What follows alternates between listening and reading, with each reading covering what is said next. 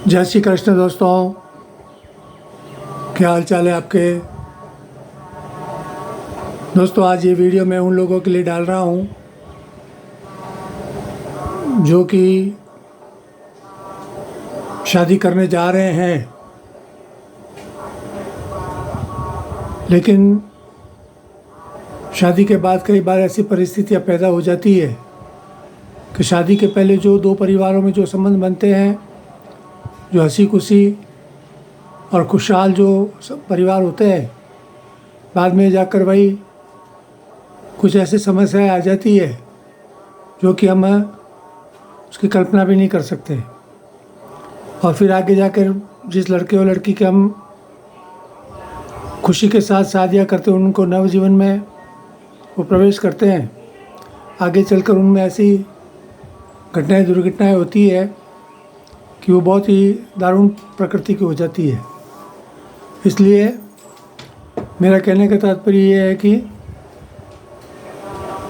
आगे चलकर कई बार वो जो शादीशुदा जीवन जो होता है, वो 7 जन्म तक जीने मरने की कस्में खाकर 7 फेरे लेते हैं, वो आगे जाकर दुख तकलीफ़ कष्ट कलेश, यहाँ तक कि मारपीट, अंत में कोर्ट कचहरी और तलाक तक की नौबत आ जाती है।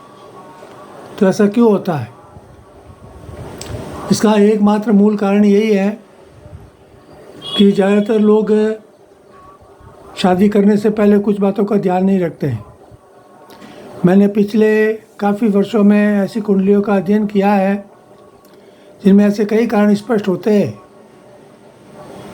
यदि उनको हम ध्यानपूर्वक यदि समझेंगे या सोचने समझने की कोशिश करेंगे, तो ऐसे माता पिताओं को मेरी सलाह है, और ऐसे जो कपल्स है जो लव मैरिज करना चाहते हैं, कोर्ट मैरिज करना चाहते हैं, जो यंग लवर्स हैं, या ऐसे माता पिता जो अरेंज मैरिज भी कर रहे हैं, अपने बच्चों के सुखद भविष्य की कल्पनाएं कर रहे हैं, उनको मेरी यही सलाह है कि कृपया कुछ चीज़ों को यदि आप शादी से पूर्व ध्यान रखेंगे तो आपके जो भी लव्ड जो चाइल्ड है, बच्चे हैं, हमारे जो लाडले बच्चे हैं, उनके जीवन में कभी दुख तकलीफ़ शादीशुदा जीवन में नहीं आ सकती।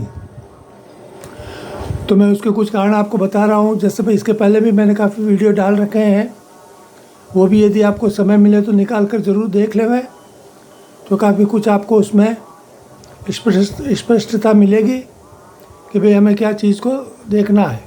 जैसे एक तो ज्योतिष में कहते हैं गुण मिलान यानी लड़का और लड़की की जो जन्म कुंडलियाँ होती है, उनके आधार पर उन दोनों कुंडलियों में परस्पर कैसा रिलेशन रहेगा, कैसा उनका स्वभाव रहेगा, उनका फिजिकल रिलेशन कैसा रहेगा, उनका आने वाली संतानें कैसे होगी, उनका आपस में जो नेचर होगा वो मिलेगा नहीं मिलेगा, वो सब उसको गुण मिलान बोलते हैं, यानी मैच मेकिंग बोलते हैं। तो आधुनिक युग में समझदार लोग इस चीज़ को फॉलो करते हैं। जो ज्योतिष में विश्वास करते हैं वो इन सब चीज़ों को जानते भी है और समझते भी हो, करते भी हैं। लेकिन कई लोग ऐसे होते हैं जो ज्योतिष को ढकोसला मानते हैं, प्रोपेगेंडा मानते हैं, वो लोग इन चीज़ों को फॉलो नहीं करते हैं। लेकिन आगे जाकर कई बार ऐसा देखा जाता है कि भाई कई परिवारों में या जो शादीशुदा जीवन जो शुरू कर रहे हैं उन लोगों में आगे चलकर कई तरह की समस्याएं पैदा होती है और वो तलाक तक की नौबत आ जाती है, या दो परिवारों में हमेशा के लिए दुश्मनियाँ भी होती है, कोर्ट कचहरी के तक मामले पहुंच जाते हैं। और अभी आप पिछले कुछ दिनों से अखबारों में और टीवी में भी देख रहे हैं, जैसे अतुल सुभाष है, एक पुनीत खुराना है, जैसे मामले भी सामने आए हैं। तो ये सब क्यों हो रहा है? तो उसका मूल कारण यही है कि हम कुछ चीज़ों का हम ध्यान नहीं रखते हैं। अब ये हिंदू संस्कृति की बात नहीं है, विश्व में सभी दूसरे जो लोग होते हैं, आजकल मुस्लिम भी, मेरे पास ऐसे मुस्लिम कस्टमर भी है मेरे पास, जो इन चीज़ों को समझते हैं और उसको फॉलो करते हैं। तो सबसे पहले मैं अभी लंबी भूमिका नहीं बांधकर सीधा विषय पर आता हूँ।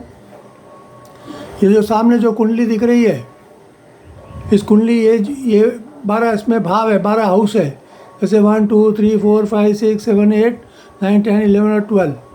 अब किसी की भी कुंडली में जैसे यहाँ 1 2 लिखा, ज़रूरी नहीं यहाँ 1 ही रहे, यहाँ 2 3 4 5 6 7 8 9 10 11 12 हो सकता है। इसी तरह बाकी खानों में भी ये नंबर जो मैंने लिखे ये नहीं, दूसरे भी हो सकते हैं, वो तो एक चीज़ बात अलग है, वही ये राशि के प्रतीक है। जैसे ये 1 नंबर ये मेष राशि है, दूसरी है ये वृषभ राशि है, तीसरी मिथुन जेमिनी है, ये कैंसर है, कर्क राशि है, ये लियो, 5th सिंह राशि है। इस तरह मतलब कि ये राशियाँ है, लेकिन ये कोई भी अंक आपकी कुंडली में हो सकता है। लेकिन मूल चीज़ ये है कि ये जो भाव है, जैसे ये खाना, ये हाउस, ये भाव, इनके सबके मतलब निश्चित परिणाम होते हैं। जैसे ये बुद्धि, ज्ञान और विवेक के बारे में माना जाता है, ये जो भाव है। उसी तरह ये माता और सुख वाहन है, जो भी वैकल्प वगैरह है उनके बारे में माना जाता है, मदर्स वगैरह के लिए। ये पिता का घर है, फादर्स है, अपने घर में एक्टिविटी है, उसके बारे में ये भाव माना जाता है। ये जो भाव है ये 7th भाव है। ये 7th भाव में क्या लिखा है, जैसे वैवाहिक जीवन, मैरिड लाइफ और डाइवोर्स तलाक। अब किसी के जीवन में उसकी मैरिड लाइफ सक्सेस होगी या नहीं होगी, उसका मूल चीज़ यहीं से देखा जाएगा। ये जो 7th हाउस है, ये 7th हाउस किसी भी मैरिड लाइफ या उसकी जो लड़के और लड़की है, यदि वो आपस में प्रेम भी करते हैं, लव भी कर रहे हैं, तो उनका लव आगे सक्सेस होगा नहीं होगा, वो सब इसी भाव से देखा जाएगा। इस भाव से कैसे देखा जाएगा, जैसे देखिए अब ये अलग अलग चीज़ें लिखी हुई। बीच में एक बात मैं और बोल देता हूँ, जैसे कि मैंने पहले बताया कि मैच मेकिंग करना अनिवार्य है।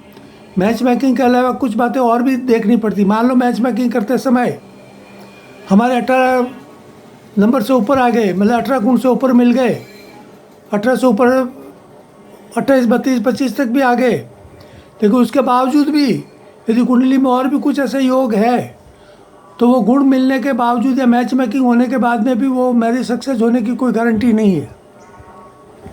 वो क्या कारण है, उसका कारण ये है कि जैसे ये 1st हाउस है, ये प्रथम हाउस है, यहाँ जैसे लिखा है कि राहु है, मंगल है, सूर्य है। अब ये राहु भी पाप ग्रह है, मंगल भी पाप ग्रह, सूर्य भी पाप ग्रह माना जाता है। और यदि यहाँ पर इन तीनों के योग है, या ये दो भी इसमें से कोई भी हो, जैसे सूर्य और मंगल होगा तो उतना तकलीफ नहीं है। राहु वहाँ नहीं होना चाहिए। राहु, मंगल और सूर्य ये तीनों आपस में शत्रु है, ये एनिमीज है। तो यहाँ पर यदि ये होगा तो हमेशा कोई भी ग्रह क्या होता है, उसका जो 7th हाउस होता है, मतलब सामने वाला जो भाव होता है, वो सामने वाले भाव को मतलब डायरेक्ट इफेक्ट करता है। जैसे कि हम अपने घर में रहते हैं तो हमारे सामने जो भी घर होता है, हमारे सामने वाला जो घर है उस पर हमारी आते जाते नज़र रहती है, डायरेक्ट हमारी दृष्टि उस पर रहती है, कौन आ रहा है, कौन जा रहा है, कौन क्या हो रहा है, तो अनायास हमारी दृष्टि वहाँ पर रहती है। उसी तरह ग्रहों की भी ये दृष्टि होती है।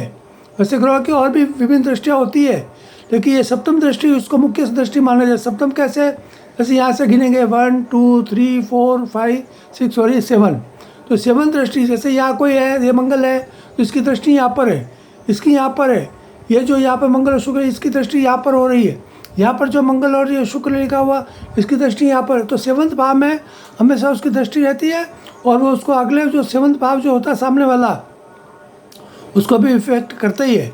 अब मान लीजिए राहु, मंगल और सूर्य यहाँ पर है और यहाँ पर नहीं है, तो ये जो शादीशुदा जो मैरिड लाइफ का जो भी हाउस है, ये उसको भी प्रभावित करेगा। वो कैसे करेगा, जैसे राहु, मंगल और सूर्य, ये जो मान लो यदि पति है तो ये पत्नी का भाव हो गया, और पत्नी है तो ये पति का भाव हो गया। तो इसमें से यदि एक के भी यदि ऐसे राहु, मंगल या सूर्य, ये तीनों हो या 2 हो, तो भी वो क्या करेगा कि वो एक तो एक्स्ट्रा मतलब मैरिटल उसकी लाइफ रहेगी, उसके कहीं ना कहीं अवैध संबंध जरूर रहेंगे। वो मतलब कि अपनी पत्नी के अलावा भी और भी लोगों के साथ उसके संबंध जरूर रहेंगे। भले वो अच्छा, उसके दूसरा क्या है, उसके शादी के पहले से भी अन्य लड़के और लड़कियों के साथ उसके एक्स्ट्रा रिलेशंस होते ही है, जैसे लिव इन रिलेशनशिप्स वगैरह है, या और भी कई भी तरह के उसके लड़के लड़कियों के जीवन में दूसरों का मतलब कि जीवन में दखल होता ही होता है। तो ये चीज़ है। तो इसका मतलब ये है, जैसे यहाँ पर ये है, अब मान लीजिए यहाँ पर नहीं है वो, और वही यहाँ पर भी है, तो उसमें यदि मंगल, यदि एक जैसे देखिए यहाँ मंगल लिखा है, यहाँ मंगल लिखा है, यहाँ भी मंगल है, यहाँ भी मंगल और यहाँ भी मंगल है, तो ये जो 5 भाव है, 1 2 3 4 और ये 5, इन भाव में यदि मंगल है मतलब मार्स बैठा हुआ है तो वो मांगलिक कुंडली मानी जाएगी, उसको मांगलिक दोष की कुंडली मानी जाती है। तो मांगलिक दोष भी अक्सर क्या होता है कि शादीशुदा जीवन को असफल करते हैं, ये निश्चित देखा गया। तो एक तो मैच मेकिंग करते समय गुण जरूर मिलाने हैं, दूसरा मंगल दोष है या नहीं है, कुंडली मांगलिक है या नहीं है लड़के लड़की की, वो भी देखना बहुत ज़रूरी होता है। तो ये सब चीज़ें देखें। और राहु मंगल सूर्य ये यदि ये 7वें भाव में हो या 1st भाव में हो या 4th भाव में हो या 8th भाव में हो या ये 12th भाव में हो, इन यदि स्थानों में यदि वो है तो भाई थोड़ा बहुत शादीशुदा जीवन के लिए सचेत हो जाना चाहिए। और शादी करने से पूर्व ही इन चीज़ों को थोड़ा देख लेंगे तो आपके जीवन में किसी तरह की कोई समस्याएं नहीं आएगी, मेरा ये कहने का तात्पर्य है दोस्तों। वैसे ज्योतिष में इसके अलावा भी और भी कई कारण होते हैं जो कि शादीशुदा जीवन को आगे चलकर ख़राब करते हैं, लेकिन वो अलग विषय है, वो तो फिर बाद में बहुत विस्तार हो जाएगा उसका। एक ही वीडियो में सभी चीज़ें समझा नहीं सकते हैं। इसका कारण क्या है कि ज्योतिष की भाषा में जितने लोग हैं दुनिया में उतने ही योग बन जाते हैं। जैसे अरबों की पब्लिक है तो सबकी कुंडली में कुछ न कुछ तो, हालांकि एक ही समय में जन्म लेने वाले जो होते हैं, अब उनके ग्रह तो एक ही होंगे लेकिन उनकी देश काल और परिस्थितियाँ जो होती है उसके अनुसार भी उनमें परिवर्तन होता रहता है। तो ये सब चीज़ें होती है, तो ये सब समझने की है। और विशेष करके मेरा आग्रह है उन माता पिताओं से, भाई बहनों से और उन लड़के और लड़कियों से जो आगे जाकर शादी करने की प्लानिंग कर रहे हैं, तो कृपया मैं चाहता हूँ कि आपके शादीशुदा जीवन में कभी किसी तरह की समस्याएं नहीं आए, ये मेरी ईश्वर से कामना है। और फिर भी मेरा सुझाव है कि कृपया आप इन चीज़ों को फॉलो करें, मैच मेकिंग करें और राहु मंगल और सूर्य की स्थिति को भी देखें कि भाई आपकी कुंडली में कैसे है।